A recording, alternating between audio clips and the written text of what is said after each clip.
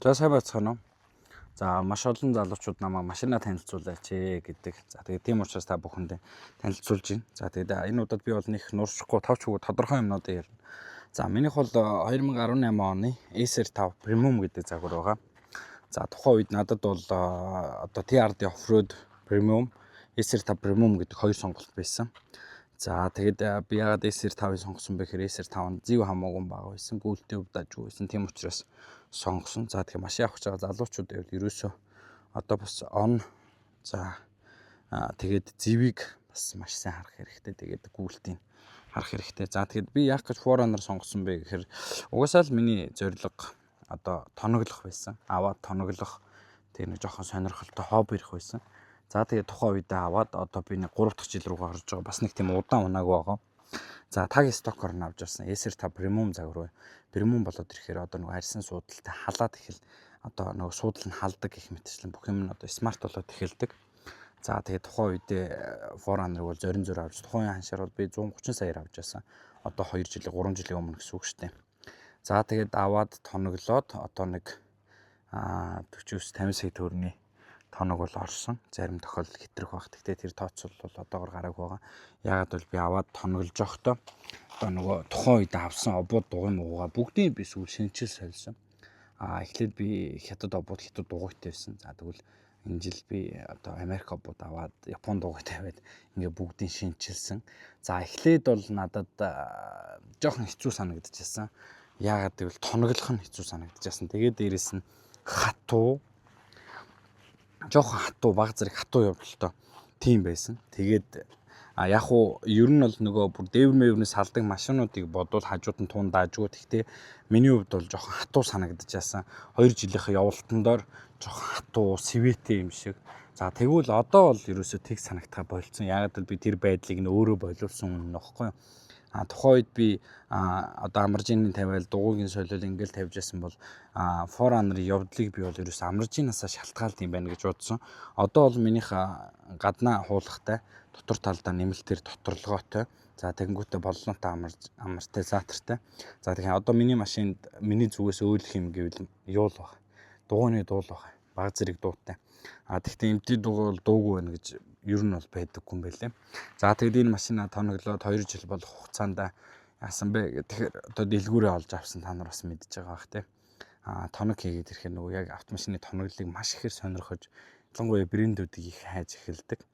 За тэгээд тэгж хайж явах явцдаа за ерөөсөө би ингээд одоо энүүгээрээ хоббигоо бизнес болгоё гэж бодож байсан. За тэгээд түүнийхээ дагуу ч гэсэн болгосон. За тэгээд машинда хийсэн зүйлсүүдийг товч өгөө тодорхой дурдах юм бол за ерөнхийдөө бол ингээд та нар бас мэдж байгаа. За тэгээд хүмүүс Forerunner-ын нэг голдог зүйл нь юу вэ гэхээр салоныг маш ихээр шүүмжилдэг. За салон бол угаасаа л гологдохоор салонтой. За тэгвэл би өөрөө одоо мэддэг чаддаг хүмүүсээр нь захиалуулаад ийм хөгжим ингээд авч тавиулж ирсэн. За тэгээ энэ хөгжим маань хэдийн эн чинь бид хангалттай одоо өөрсдөө дуу сонсох ч юм уу тэг хүүхдүүд юм үзэхэд бол хангалттай гэж үздэг. За тэгээд дотор салааны хөдөлгөөн би бүгд юунуудаа ингээд за сүүлд ингээд одоо ийм хар доторлоготой болгож илүү тухтай болгож өгсөн өөртөө зориулаад тэгээ яагаад гэвэл одоо бас нэг одоо 18 гэдэг чинь бас нэг тийм дунд ондол орж эхэлж байгаа бүр хит залуу биш хит хөгшин биш яг л дунд ондоо орж эхэлж байгаа. Тэгээд машинд бол хамгийн тавтахтай зүйл юу гэдэг вэ? Хөгжим гэж боддог. Тийм учраас би хөгжим нь аягүй шинжилж байсан. За тэгээд энэ одоо юунууд switch panel гэх мэтчлэн. За ингээд минийх өөрөө люктэй болохоор гэхдээ люк бол одоо энэ ачаанаасаа болоод ашиглаж чадахгүй байгаа. Огт ашиглаж чадахгүй байгаа. За тэгээд миний хувьд бол яг хуу машина солих бодол ер нь одоо жилийн өмнө ч юм уу орж ирж исэн. Гэхдээ одоохондоо надад бол солих бодол ерөөсөө өөрчлөгдсөн. Яагаад өөрчлөгдсөн бэ гэвэл би сүүл доторлогоо хийлгээд тэгээд баллонтой амаржийн тавиад за та бүхэн мэдж байгаа энэ юуны Dobson's MRR гэ баллонтой амаржийг тавиад за тэгэнгүүтээ би өөрөө Porsche буюу хөнгөө обод авч тавьсан. Тэгээд дуу хийтэй болохоор одоо шорон дор миний хувьд үнэхээр төгс. Би маш олон шинэ машинуудыг унж үзсэн. Одоо шинэ машинуудын явдал ямар байдгүй те Lexus-ийн явдлууд ямар байдгүй. Ялангуяа би чинь нөгөө 570-тай хамт их явдаг болохоор машиныхаа явдлыг бол тун их голж осон. Тэгээ одоо бол ерөөсөн тийм бодол маань ингээд алга болсон. Яг бол доторлогоо игээд ингээд бүх юм нь гоё зохицолдог. Одоо бүх юм маань машиндаа сууж өгөөд ингээд гоё зохицолдог. Зохицол сайн авдагсан. За тэгээд загваруудын талаар хүмүүс бас их асуудаг. За SR5 бол хамгийн хямдхан загвар. SR5 премиум нь болохоор SR5-ын үнэтэй загвар. Премиум нь болохоор үнэтэй болоо явждаг байхгүй. Одоо TRD оффроуд премиум гэж хувьдаг. Премиум нь болохоор одоо арьсан салуунтай, арьсан судалтай, тэ лүктэй, тэгэнгүүтээ судлаа шуурш автомат болдог жоохон смарт болоо явждаг. За тэгээд миний хувьд бол загваруудын хооронд надад ялгаа мэдрэгддэг. Бус хүмүүст бол ялгаа мэдрэгдэх. Одоо дифференциант цоожлогч, кривл контрол гэх мэт чинь тэ. Тэднийг ашигладаг хүмүүст бол мэдэгдэг. Гэхдээ би бол маш их явдаг. Авснаас хойш одоо 40,000 гаруй явж байгаа. Гэхдээ би чинь нөгөө өвөл биш нөгөө хотод баг явдаг. Хотод очиод зогсоочоод хөдөө явдаг. Ихэнхдээ ганцаараа явдаг болохоор надад бол одоо тэр нэг тийм дифференциал цоожлогчийн хэрэг бол одоохондоо гарч байгаа байхгүй. Тэгээ би хилдэгч хүмүүс нэг амар лаг ингээл машина тоноглол 5 багт орсон чинь пүрүүс очсон зогсчиходог гэд. Би бол машиныг ерөнхийдөө нэгт тухтай явдалтай байх хэвээр, хоёрт ерөөсөө юу байх хэвээр тогтчихдог.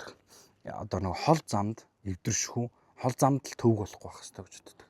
Тэгээд яг хөө сүүлд одоо ингээл гоё машинууд их гарч ирж штэ. Одоо жишээ нь хятад машинуудын одоо тэр хувьсэл бол үнэхээр дийлдэшгүй, үнэхээр гоё болж байгаа. Миний хувьд бол надад машинаа солих бодол байдаггүй. Яагаад гэвэл оффроуд би бол уралдах шаардлага байхгүй.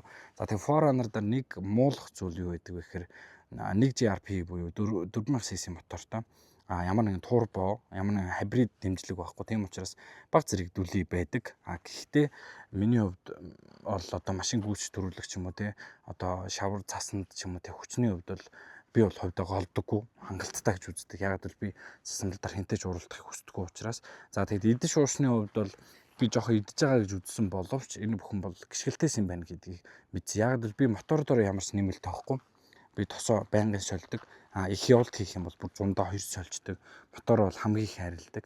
За тэгээ бид нар 3 жил ингээд аялал хийхэд явж байсан машинуудаас маань одоо энэ төрлийн асуудал гарч ирсэн бол энэ одоо Forerunner-т маань ерөөсөө 2-3 жил ямар ч асуудал гаргаж үзээгүй. Үнэхээр төсвөртэй машин гэж би боддог. За тэгээд одоо хүртэл бол Америкийн зах зээлд үнэн нь унаагүй байгаа. За яагаад унаагүй байгаа вэ гэвэл одоохондоо 1 GRP 1 сая км явдаг. Тэр нь батлагдсан энэ мотор, энэ загвар. За тэгээд дээрээс нь 4000 мотор дээр хөнгөн болж таарж байгаа байхгүй. Ер нь бол тулах чадрын хувьд бол маш сайн мөртлөө. Одоо хүртэл унахгүй байгаа. Бас Жин 6 чинь борлуулалт нь өсөж байгаа ч гэсэн яг Жин 5 шиг тэгж одоо Америкчуудын сэтгэлд бас хүрэхгүй байгаа. Тэгээд доохондоо бол надад Forerunner-ыг солих бодол байхгүй. Ер нь загвар хийцийн хувьд дажгүй, тун дажгүй санагддаг. Одоо л миний тоног нэг дуусаад тий. Тэгээд өөрөө тэрийг эрхлээд явж байгаа. Тэгээд юусэн тийм хитрхи их бензин чинь сая би банкаар анхудаа 600 км гаргаж явж үзлээ. Тэгээд хүмүүс тэгж явдаг мовдөг гэсэн. Гэхдээ энэ одоо урдаан энэ бампер маш хүнд. Тэгээд дотроо л ботогтой. За тэгээд 285 75.17 буюу илүү одоо стокоос илүү том дуугайтай. За тэгээд дээрээс энэ 80 кг-ын кампер орж ирнэ.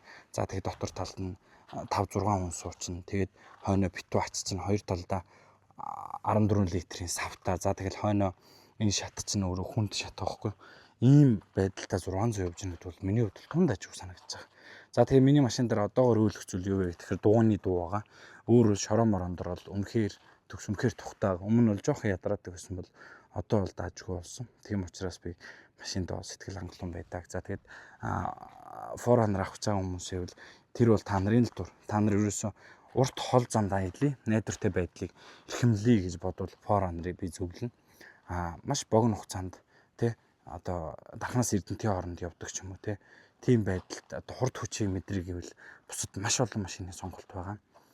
За тэгээд ийм байна. Миний хувьд бол одоо 2 жилийн хугацаанд бол хөөрхөн өөрийнхөө хэмжээнд бол хангалттай аялал, уртын аялал бичсэн богино зээний аялал зөвхөн гэр бүлээ аваад хийдэг. Тэгээ тэр үед бол одоо машин дээр суух ч юм уу тийм асуудал бол гарч болохгүй. Яагаад гэвэл гэр бүлээ аваад явж байгаа учраас за тэр хооронд бол Forerunner бол миний итгэлийг алдаагүй. Тэгээд та бүхэн бас одоо яг энийг надаас сонсох хүссэн баг. Миний бодол бол ийм байна. За явандаа бол мэдээж би ч машиныг нэг 5 жил унах ёстой л гэж үздэг. Дараагийн сонголт маань бол миний бодол дотор байгаа. Гэхдээ одоогор бол нэг тийм учиргүй солий барий гэсэн бодол бол байхгүй.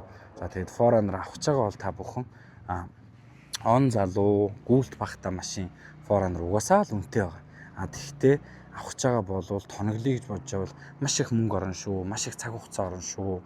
Тэгээд болох ч юм байна, болохгүй ч юм байна. Тэгэл явах үед одоо миний нэг бас нэг өөлөх зүйл юу гэхээр явах үед ангийн хувьд бол одоо ингээд нөгөө яваад хүчлээд ирсний дараа баг зэрэг одоо өндөрний толгой инх ч юм уу тийм мараалын тийм асуудлууд бол байдаг. Тийм учраас та нар Forerunner авах гэж байгаа бол үнэхээр санхүүгийн асуудлаа шийдэж аваарай л гэж хэлмээр байна. За тэгээд Jinta бол хаанч очдог маш бяртай ойрын богино зайтай бяртай машин.